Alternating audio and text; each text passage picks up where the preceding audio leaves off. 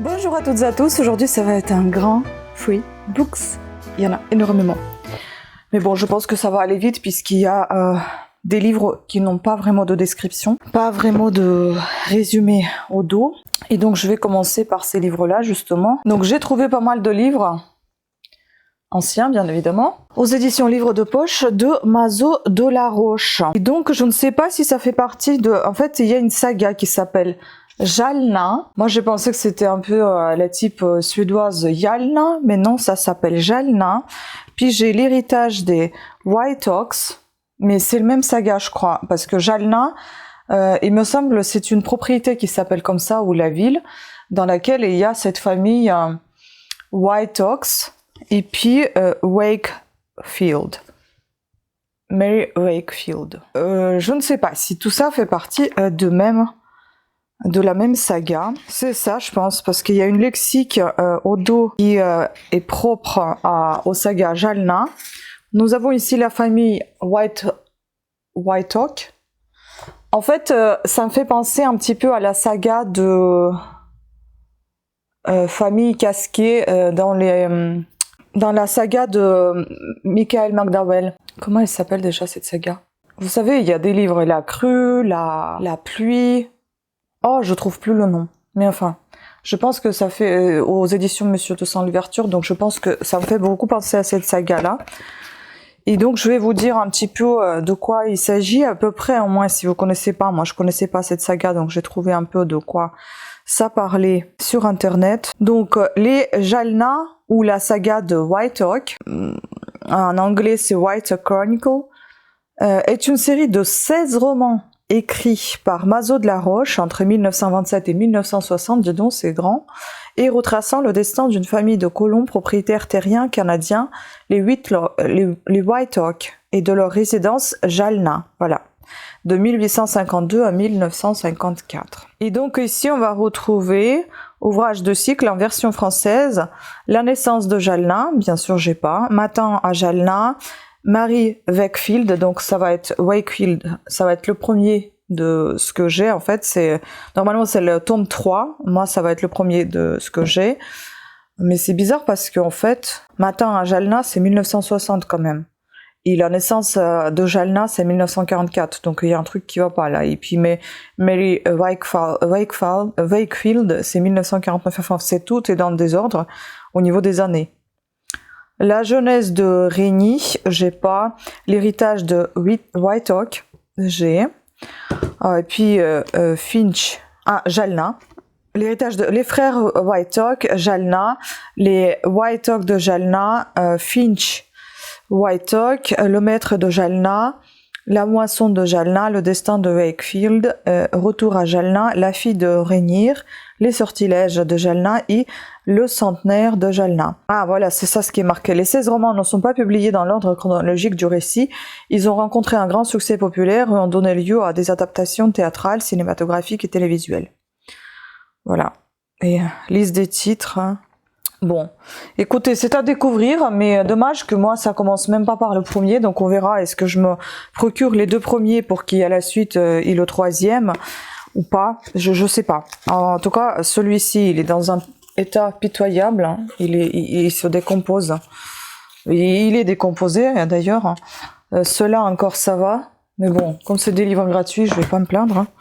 Ensuite, j'ai trouvé encore Pearlbuck, Es-tu le maître de l'aube, aux éditions Livres de Poche également. C'est aussi une vieille édition qui a 380 pages. Je vais essayer de vous dire de quoi s'agit-il, puisque sur des vieux livres, eh ben, on n'a pas vraiment de résumé au dos.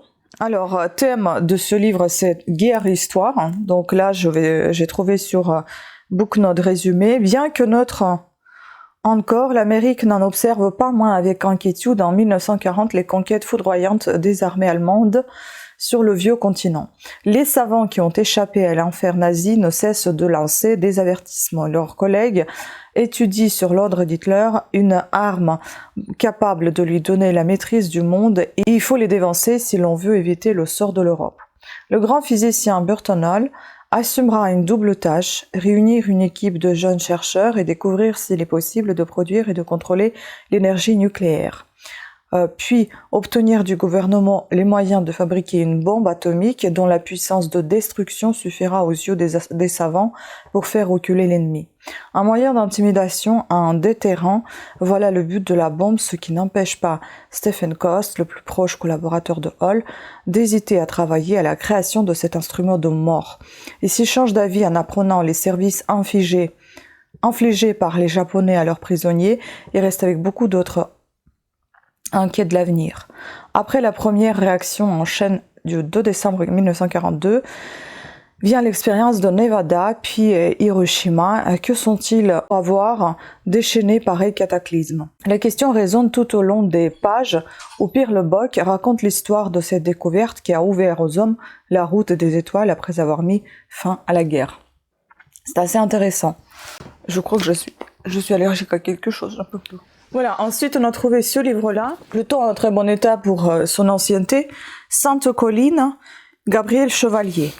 Nous sommes ici à 441 pages. Et donc j'ai trouvé pour vous ici le résumé pareil sur Booknote, sinon il n'y en a pas. Alors c'est un roman inspiré du temps que l'auteur enfant passa au collège Sainte-Marie de Saint-Chamond, un récit doux amer sur la vie dans un pensionnat catholique. Voilà, donc ça va être, on va dire, à peu près, on va dire un peu autobiographique. Là, si vous voyez quelque chose, je suis désolée, je me suis brûlée. Donc, il y a une partie de peau qui est partie. Ensuite, on a trouvé Francis Didelot, le 7e juré. Ça m'avait l'air super sympa, donc je me suis dit, avant de s'en débarrasser, ou s'en débarrasser pas du tout, peut-être que je vais le garder, on sait jamais. Je voudrais le lire, hein, c'est un vieux livre aussi. Il est pas très long, mais il est assez dense. Il est à 250 pages. Club des masques. Donc tout. Il avait tout organisé, fignolé afin d'échapper à l'abîme. Il ne pouvait pas être le juge de Sautral. Il était le seul qui, sans discussion possible, ne devait pas siéger sur cette estrade. Il ne pouvait pas. Il ne devait pas juger. N'était-ce pas lui qui avait tué? Lui, Grégoire Duval, l'assassin. Ça a l'air intéressant. Je suis désolée, je regarde tout le temps en haut, mais le ciel, il est juste magnifique. Je vais essayer de vous mettre des images ici, plus tard. Vous voyez cette beauté? Bon, c'est à travers d'un filet, mais c'est pas grave, hein. C'est magnifique, juste. C'est juste magnifique quand on regarde comme ça. C'est pour ça que je pouvais pas lâcher des yeux sur ce magnifique ciel. Trop beau, cette vidéo. Ensuite, Régine Desforges, La révolte des nonnes. Ça m'a l'air aussi assez sympa. Bon, ce sont des livres qu'on n'a pas l'habitude de voir sur YouTube, ou voir très peu. Et donc, je trouve ça assez sympa. Un bout de papier ici pour une invitation quelque part, hein, une buvette. J'adore quand il y a les tableaux dynastiques, tout ce qui concerne la généalogie, ça, j'adore ça. Donc ici, nous sommes à un peu plus de 300 pages, enfin 330 quelque chose. Je suis désolée, j'ai une allergie, je crois, à quelque chose. Je n'arrive pas beaucoup à parler. Je m'étouffe. Donc, Sacrée Régine Desforges, éditrice maudite, entre guillemets. Cinéaste perverse, auteur de romans et de nouvelles au parfum exquis, celui de la confiture, de fruits défendus. La voici, de surcroît historienne. Dans le lointain passé de son terroir poitevin, elle a découvert une étrange histoire, celle d'une communauté de religieuses du VIe siècle, soudain saisie par la révolte et la débauche. Un roman à la fois très truculent et très raffiné, très violent et très tendre, superbe. Signé lui. Et puis on a un autre avis ici de Françoise Xenakis, Le Matin de Paris, livre historique qui se passe aux alentours de Poitiers en 589, livre de diablerie, de sorcellerie, de filtres d'amour et de religion, et qui conte l'histoire de la reine Vanda, enfant nourrie par une louve et élevée ensuite par une reine devenue religieuse. Un roman d'une écriture simple, pleine de références authentiques et passionnant. C'est très intéressant. Ensuite, je suis toujours dans les vieux livres et puis je vais passer au livre un tout petit peu plus récent. Aux éditions J'ai lu. Virginia C. Andrews. J'ai lu son saga J'ai lu sa saga de Fleurs captives que j'ai aimé à moitié. Je vous en ai parlé d'ailleurs dans mes points de lecture, vous pouvez les retrouver toujours, je vais essayer de vous les épingler là. Sinon, vous pouvez les chercher dans mes points de lecture tout simplement sur le site. Mon coin lecture, ça s'appelle la playlist. Ruby, roman. Je me suis dit j'avais quand même envie de découvrir parce qu'elle écrit quand même bien. C'était le thème peut-être qui m'a pas beaucoup plu. Regardez ce que je trouve dedans. C'est la lavande. Et ça sent encore. C'est très très dense. Ça se lit assez bien ces bouquins. On est ici à 400 et quelques pages. C'est assez dense. Un petit peu de Virginia. Donc les romans de Virginia Serdius se sont vendus à des millions d'exemplaires et ont été traduits en 16 langues. Après sa mort, sa famille, s'inspirant de l'extraordinaire créativité de la romancière et travaillant en étroite collaboration avec un écrivain de talent, lance un nouveau cycle de Virginia Serdius avec la saga de la famille Landry, dont Ruby est le premier volet. Donc c'est encore une saga, mais pour coup là c'est le premier volet, donc c'est génial. Alors résumé, Uma, 2 heures de route de la Nouvelle-Orléans. La Louisiane sauvage avec ses superstitions et ses légendes. Là vit Ruby, 15 ans à peine, belle comme un cœur, élevée par une grand-mère aux étranges pouvoirs. Ruby n'a jamais connu ses parents. Sa mère est morte en couche, son père a disparu. Pourquoi? Comment? Autant de questions demeuraient sans réponse. Comme si un terrible secret pesait sur la famille Landry. Une atmosphère oppressante pour Ruby qui se réfugie dans la peinture. Quand le bonheur lui sourit enfin, elle rencontre Paul Tate. Coup de foudre, promesse de mariage. Ruby croit ses rêves les plus fous exaucés. Ignorant qu'autour d'elle, mensonges sordides et secrets inavouables tissent une toile implacable. Écoutez, ça a l'air intéressant. Je pense que ça va être encore des secrets de famille, puisqu'on sait toujours pas où est passé son père, de quoi est morte sa mère, on sait, elle est morte en couche. Enfin, voilà, peut-être qu'on va retrouver même ses frères et sœurs, puisqu'ici on voit quand même pas mal de monde sur cette couverture. À voir. Ensuite, j'ai donc décidé de garder pour l'instant Millennium, créé par Chris Carter, Abyss, le nouvel avènement. D'après le téléfilm de Chris Carter, créateur d'X-Files, écrit par Elizabeth Hand. Écoutez, ça a l'air intéressant. Je pense que c'est plus pour les enfants, quoique, parce qu'en fait c'est fait comme si c'était fait pour les enfants. C'est écrit un peu, on dirait un peu léger comme ça, vous voyez. En plus de tout ça, j'ai super mal au dos, c'est génial. On est à 189 pages, donc ici. Croyant avoir tout quitté, vivre désormais en paix avec sa femme et leur fille, loin des monstres que son métier consistait à traquer. Mais la tranquillité de Frank Black n'aura eu qu'un temps. Comment abandonner la recherche des tueurs lorsqu'on sait, mieux que personne, se glisser dans leurs pensées les plus abjectes et anticiper leurs gestes criminels. Heureusement, Frank n'est pas seul à vouloir donner à sa fille un monde plus serein. Dans l'ombre, le mystérieux groupe Millennium tisse une toile chaque jour pour plus serré autour du crime et de ses pires représentants. Donc la première enquête de Frank Black sur la piste d'un tueur féru de théologie. Écoutez, c'est peut-être encore une saga, j'en sais rien. Mais vu qu'ils disent que c'est le premier piste, la première enquête, peut-être, qui sait. Bon, en tout cas, ça a l'air sympa. Et puis, donc des choses un tout petit peu plus récentes. J'ai trouvé ce livre également, il est neuf en fait, il a même pas été lu, ça se voit, au niveau de la tranche, au dos, il n'est pas cassé. Aux éditions Pocket. Traduit de l'anglais États-Unis par Bernard Cohen, on a Douglas Kennedy, Les charmes discrets de la vie conjugale. Waouh! Lui, il écrit très bien, mais j'en ai lu qu'un seul de ses livres, non ou deux, je sais plus. L'un des derniers, c'était sur les types marmons, quelque chose comme ça, marmons, où en fait un gars qui était en Australie a été, on va dire, en quelque sorte kidnappé par une fille qui l'a emmené dans sa secte, dans sa famille, enfin bon, et il n'arrivait pas à s'en échapper, enfin bon, c'était vraiment très très bizarre. Comment il s'appelait ce film? Ce livre. Il y a un kangourou dessus, je sais plus. Donc ici nous sommes à peine à 600 pages, à 599. Hein. Le bonheur. Anna l'a trouvée. Épouse de médecin, mère de famille, c'est une femme comblée.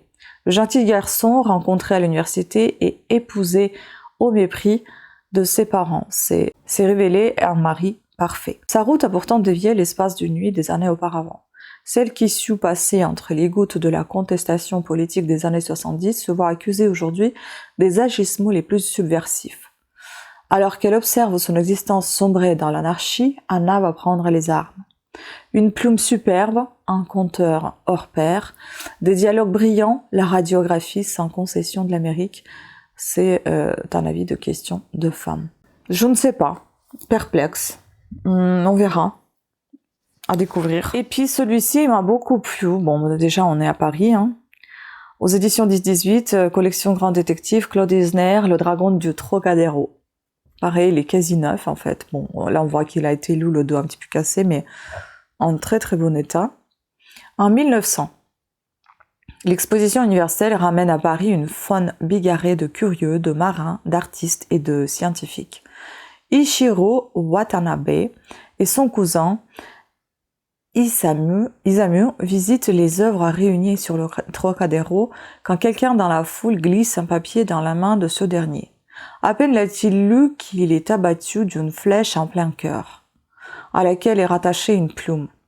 Inquiets pour la sécurité de leur ami, Victor et Joseph vont se lancer dans une nouvelle enquête qui les mènera jusqu'à un bateau fantôme et une mystérieuse cargaison. Entre marins et contrebandiers de toutes les nationalités, les dernières aventures de Victor Legris ont des airs de bout du monde.